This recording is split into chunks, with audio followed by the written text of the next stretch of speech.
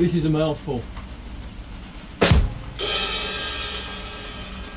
Cube stereo, 150, C68 TM, 29er, Cubes enduro race bike. It's about time I did the review. I've had it for about 3 months. I've quite a bit of riding on it, and I'm loving it. But it has got some flaws. So let's go over the bike first.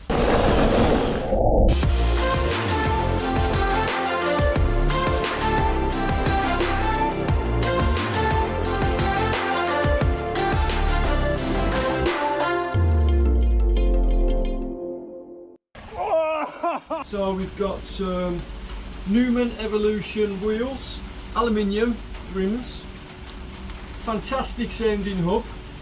So see that, absolutely amazing sounding hub. We've got a SRAM XR1 carbon crankset on here. Got a Fox X2 with 150 rear travel. We've got a factory Fox 36 Kashima coated fork on the front. Pretty cool fork.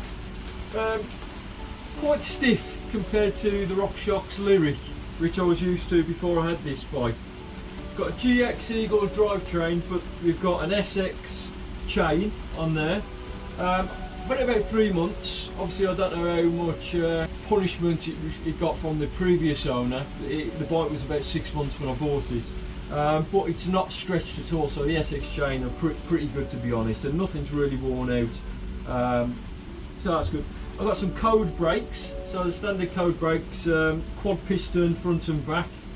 Got a 200 rotor on the front and a 180 on the back, so stopping power is absolutely amazing. Some DMR def grips. We've got a race face turbine 38mm stem, so quite short. I like to keep the bikes quite short and back. Got some DMR wing bars, 35mm diameter on there to make them quite stiff, but we've got a 38mm rise on there because I like a high stack on the bike. So the Cube stereo, it's been known in the reviews to be a lot shorter than other bikes, which I like. I like to be able to pocket over things. I like to be able to get it up. A friend of mine's got a really long enduro bike, and basically I just find that a bit too hard to get up over stuff. Another reason for the high bars, easier to pop the bike up. We've got a MRP mudguard on the front here. Now with the Fox 36 you can get the ones that bolt onto the back. It's a fairly new fork, so I could do that, and it's probably something that I'd look into in the future. We've got a 164 front on the front, obviously. 29er wheels, which I do like 29er wheels. I like the rollability over certain things like routes and rock gardens and things like that. It does give you a little bit more advantage than a smaller wheel. So let's go over the riding. Obviously, let's show you a couple of videos. There's a couple of bits, and we'll go over what I think this bike is good for and what this bike isn't good for.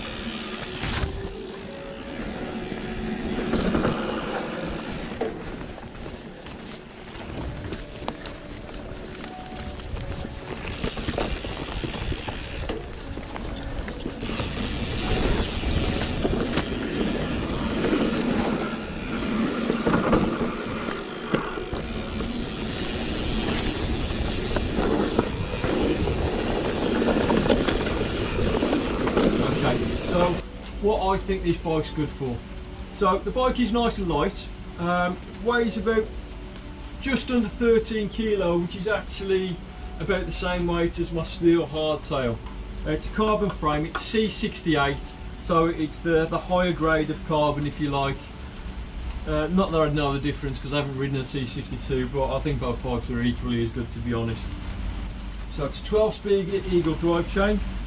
So on the downhills, I love this bike. I'm a hardtail rider by nature. I love my hardtail. I have to have a really decent hardtail, especially for the winter. I don't like the idea of messing up, or, all your pivot bearings and things like that for maintenance. A hardtail is just so much easier in the winter. Obviously, being in Britain, we have some pretty crappy, muddy conditions. The 29er wheels downhill, again, they roll over things, so rock gardens, rooty sections, a lot of natural trails. It's actually built for that kind of stuff. It's an enduro bike.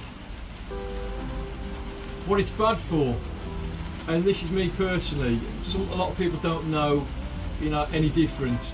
But I was always used to riding a 650B, and I still am riding a 650B with the hardtail. I've got plus size tyres on that, which is awesome for the winter.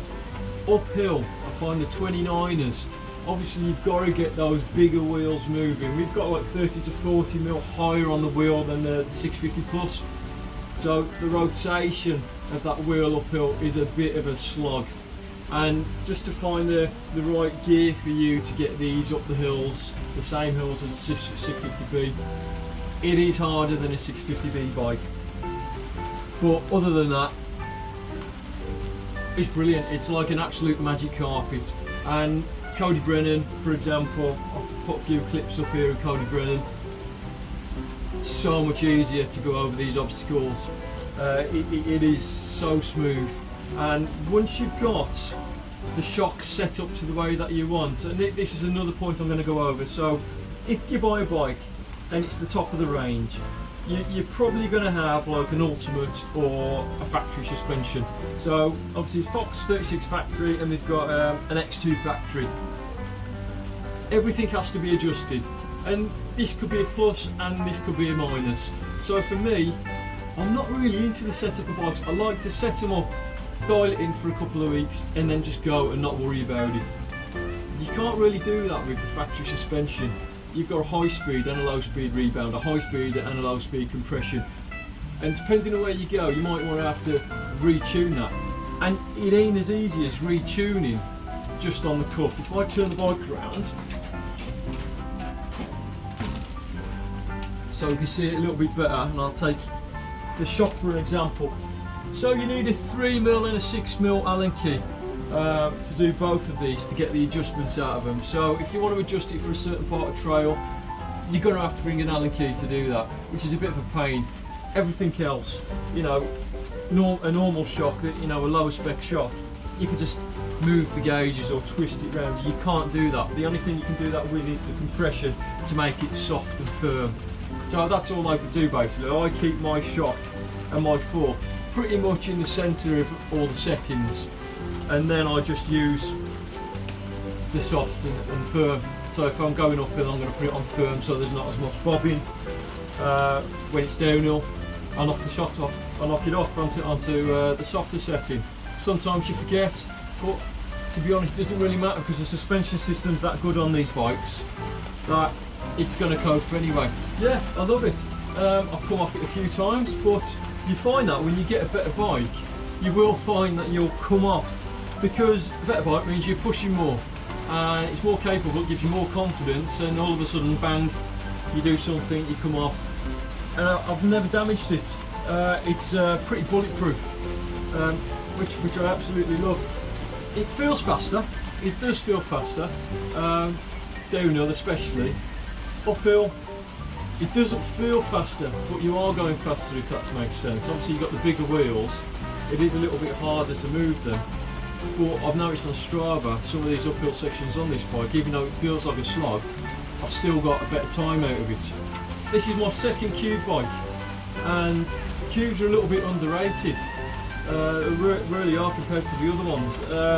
They seem to spec the bikes a little bit better than other manufacturers, and they're a hell of a lot less money. The frames, like I say, they don't fall under the usual trends, long, slack, low, even though this is quite a low bottom bracket. And there has been a few occasions when you sit on the bike, it's quite low again, because you've got that squish. There are a couple of occasions where I've pedal struck, so you've got to bear that in mind when you buy one of these bikes. I had the Cube 140 with a 27.5 wheel, I never had that problem. The 29er seems to have more of a pedal strike issue, unless you put more air in the shock to keep it up, in which case you're going to lose out on some of the tunability there, because I do like a nice plush shock. Yeah, so basically that is my bike, and that's the spec of my bike. It's cool. I mean, I felt very lucky getting this bike. I didn't pay what the going rate was. I got it in the beginning of this COVID, and people were panicking thinking they won't be able to get out. Luckily, I got the bike and we were still able to ride, so that's brilliant, absolutely brilliant. So yeah, I hope you enjoyed this video. If you did, like and subscribe, normal thing, and we'll see you next time.